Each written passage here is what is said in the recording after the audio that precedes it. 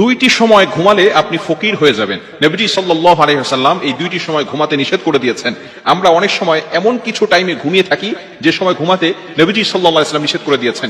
এই সময় যদি আমরা ঘুমিয়ে থাকি তাহলে আমাদের ঘর থেকে বরকত উঠে যাবে। নাম্বার ওয়ান, এক নাম্বার হচ্ছে ফজরের পরে ঘুমানো, ফজরের নামাজের সময় ঘুমানো। নবীজি সাল্লাল্লাহু আলাইহি ওয়াসাল্লাম এই সময় ঘুমিয়ে থাকতে নিষেধ করে দিয়েছেন। ফজরের ব্যাপারে কিন্তু আল্লাহ তাআলা পবিত্র কোরআনুল কারীমের ভিতরে আয়াত নাযিল করে দিয়েছেন এবং ফজরের ব্যাপারে আল্লাহ তাআলা কসম করেছেন, ওয়াল ফজর ওয়া লায়ালিন আশর। আল্লাহ পাক রব্বুল আলামিন এই ফজরের ব্যাপারে কসম করেছেন। শুধু তাই নয়, এই সময় কিন্তু আসমান থেকে ফেরেশতারা রহমত নাযিল করেন এবং রিজিক নিয়ে প্রত্যেকটা ঘরে ঘরে পৌঁছে যান। এখন যদি কোনো বান্দা সেখানে ঘুমিয়ে থাকে ফজরের সময়, তাহলে কিন্তু তার ঘরের ভিতরে বরকত নিয়ে যাওয়া হয় না, সেগুলো জঙ্গলে নিয়ে হিংস্র যে সমস্ত প্রাণীরা আছে তাদেরকে দিয়ে দেওয়া হয়।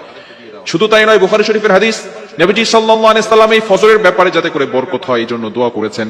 তিনি দোয়া করেছেন, আল্লাহুম্মা বারিক লি উম্মতি ফি বুকুরিহা, আয় আল্লাহ আমার উম্মতের সকালটা বরকতময় করে দেন। আল্লাহ পাক রব্বুল আলামিন এই দোয়াটা কবুল করে নিয়েছেন। অনেকের ঘরে বরকত হয় না, এর কারণ হচ্ছে যে ফজরের সময় সে ঘুমিয়ে থাকে, যার কারণে তার ঘর থেকে দারিদ্রতা যায় না, দরিদ্রতা দূর হয় না, অভাব অনটন লেগেই থাকে। টাকা ইনকাম করে ঠিকই, কিন্তু অভাব অনটন যায় না, সে ফজরের সময় ঘুমিয়ে থাকে। এই জন্য অবশ্যই ফজরের সময় ঘুমানো যাবে না এবং ফজরের পরে ঘুমাবেন না। অনেক সময় কিছু মানুষ আছে ফজরের নামাজ পড়ে তারপর আবার ঘুম না, এই সময় আপনি আমল করেন, কিছুক্ষণ পরে ঘুমান।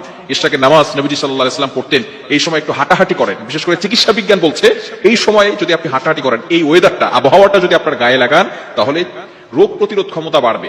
এজন্য আর এই সময়টা হচ্ছে মুনাফিকের নিঃশ্বাস থেকে মুক্ত থাকে, যেহেতু মুনাফিকরা ফজরের নামাজ পড়তে আসে না। এজন্য আসুন আমরা ফজরের সময় ঘুমাবো না, রাসূলুল্লাহ সাল্লাল্লাহু আলাইহি ওয়াসাল্লাম এটা নিষেধ করে দিয়েছেন। নাম্বার টু, দ্বিতীয় নাম্বার হচ্ছে মোস্ট ইম্পর্টেন্ট, মাগরিব থেকে নিয়ে এশা পর্যন্ত এই সময়টা আমরা ঘুমাবো না। তাহলে কিন্তু যদি কোনো ব্যক্তি ঘুমায় তাহলে সে দারিদ্র হয়ে যাবে, তার উপরে কিন্তু অভাব অনটন লেগেই থাকবে। নবীজি সাল্লাল্লাহু আলাইহি ওয়াসাল্লামের হাদিস এসেছে, যদি কোনো ব্যক্তি মাগরিবের নামাজের পরে ঘুমিয়ে যায়, আল্লাহ রাসূল সাল্লাল্লাহু আলাইহি ওয়াসাল্লাম তার উপরে লানত করেছেন। রাসূল সাল্লাল্লাহু আলাইহি ওয়াসাল্লাম মাগরিবের নামাজের পরে ঘুমাতেন না, কোন সাহাবী নামাজের পরে ঘুমাতেন না, ইশারের নামাজের পরে ঘুমাতেন। মাগরিবের নামাজের পরে ঘুমাবেন না। হ্যাঁ, যদি কোনো ব্যক্তি অসুস্থ থাকে, কোনো ব্যক্তি যদি সারাদিন সফর করেছে, সেটা ভিন্ন বিষয়। কিন্তু কিছু মানুষ অভ্যাসে পরিণত হয়ে গিয়েছে, মাগরিবের নামাজের পরে সে ঘুমিয়ে থাকে। মাগরিবের নামাজের পরে ঘুমাবেন না। হাদিসের ভিতরে এসেছে মাগরিবের নামাজের পরে ঘুমানো, এটা সাহাবায়ে কেরাম করতেন না। নবীজি সাল্লাল্লাহু আলাইহি ওয়াসাল্লাম মাগরিবের নামাজের পরে ঘুমাতেন না। হ্যাঁ, তিনি তাড়াতাড়ি এশার নামাজ পড়ে তাড়াতাড়ি ঘুমিয়ে যেতেন। কিন্তু আমরা মাগরিবের নামাজ পড়ে একটু ঘুমাই, আবার দেখা যাচ্ছে সারা রাত ধরে আমরা ফোন ইউজ করে থাকি, বিভিন্ন ভাবে আমরা অন্য কিছু ব্যবহার করে থাকি। এজন্য এই দুইটি সময় ঘুমানো থেকে আমরা বিরত থাকবো।